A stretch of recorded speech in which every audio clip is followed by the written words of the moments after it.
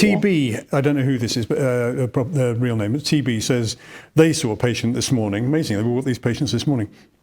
They're very hypermobile, but they've never been diagnosed by a GP or anyone else. TB reckons that they're 8 on the Baton score. They've seen an osteopath somewhere every couple of months where they're getting their lower back HVT, so they're getting their lower back clicked, in simple terms. And that always helps. However, she's so mobile with her shoulder dislocating after swinging a golf club, for example, that this practitioner thought that clicking was unwise. Now, that's a very good question here. There are different grades of clicking of joints, and you know what I mean by clicking of joints, I'm sure, and I'm putting it in those terms to keep it sort of in lay terms. Do you have a particular opinion on how those sort of techniques might affect someone who's hypermobile? Should we be steering away from them? Should we be trying to minimize the amount we use them?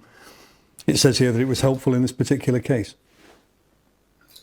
Personally, for me, I think that long term it might not be the best solution. So if something's not feeling stable and the muscles are tightening up around it, to then jerk on that and move it with speed, or give an adjustment, it might give that relief at the time and that release. But then what's happening as the weeks and the months go on. So if you were going to be using that, I would really want them to be prioritizing stability exercises that they're doing at home as well on top of that. So yeah, it's just something that I've noticed with people. If you're going to be getting passive adjustments or like doing really deep stretches on something that doesn't feel stable, it might, again, people are going to gravitate towards what feels good at the time.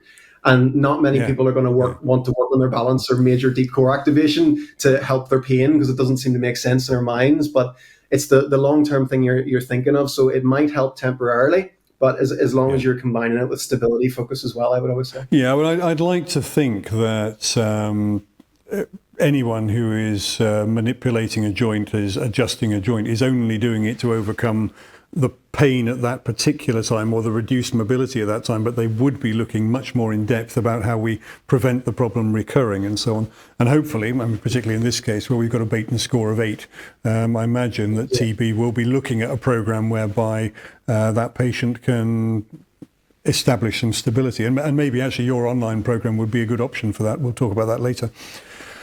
Darcy says... I think the big thing as well, with patients, you kind of need to be like, the patient will be like, but the click helped. I don't want the click helped. I want the click, and then they won't be wanting to do the work. And it's so important to get that across to people that they need to put in the work themselves. Yeah. You can't. People expect somebody else to fix them. There has to be ownership on the patients as well. I think that they want to be getting themselves stronger too.